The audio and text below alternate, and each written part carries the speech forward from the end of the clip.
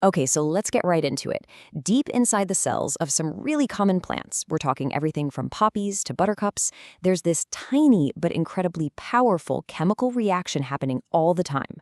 It's a single molecular snap that basically decides a plant's entire destiny.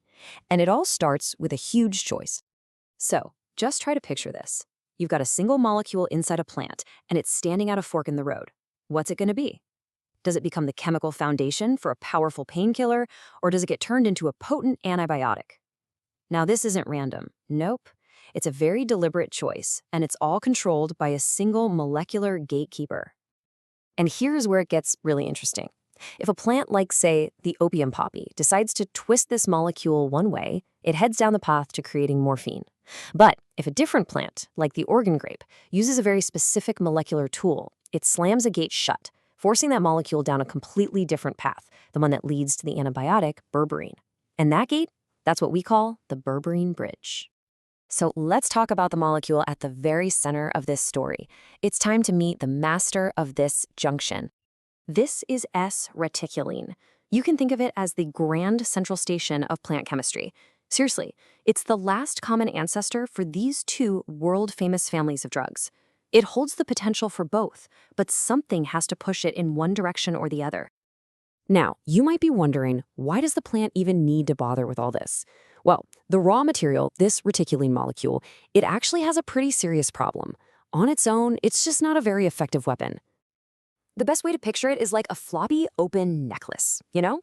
It's flexible, it can wiggle all over the place, and because of that, it's weak. It can break down really easily inside the cell, and it can't reliably lock on to the biological targets it's meant to attack, like bacteria.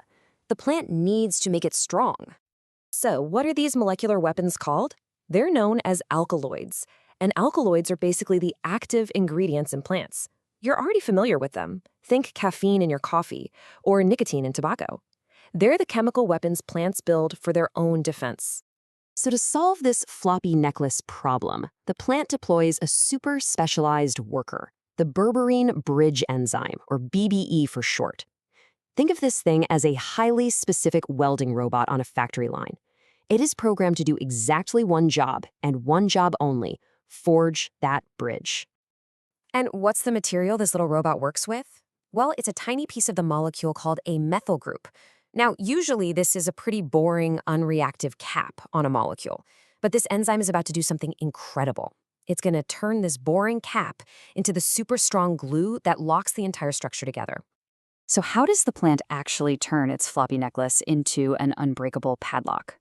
Well, it's this incredibly elegant three-step process, what we're calling nature's molecular snap. It is just unbelievably efficient. First, the BEB enzyme grabs that floppy molecule. Second, it creates a chemical spark by yanking away a hydrogen atom. Now, by stealing that hydrogen, it makes one of the carbon atoms really unstable and chemically sticky. This process, by the way, is called oxidation.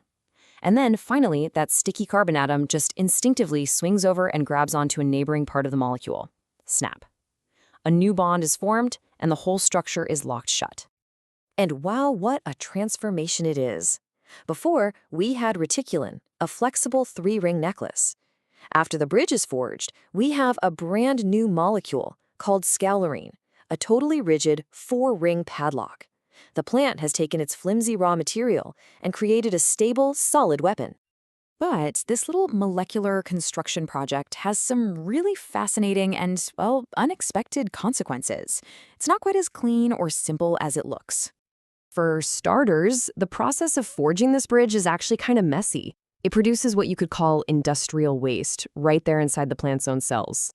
Yeah, for every single molecule of medicine it makes, the plant also produces one molecule of hydrogen peroxide, which is a pretty potent toxin. But this might not just be waste. Some scientists think this peroxide could also be acting as a secondary alarm signal, flooding the cell and basically shouting, "We are under attack. Ramp up all defenses." And get this, here's another amazing side effect. That rigid, flat structure that's created by the bridge, it completely changes how the molecule interacts with light. It becomes autofluorescent, which means if you put a slice of Oregon grapefruit under a UV blacklight, the parts that are rich in these molecules will literally glow in electric yellow-green. It's like a hidden light show happening right inside the plant. So why is berberine, the final product, so famously bitter? Well, the answer is the bridge. That rigid, padlock-like shape fits perfectly into the bitter receptors on our tongues.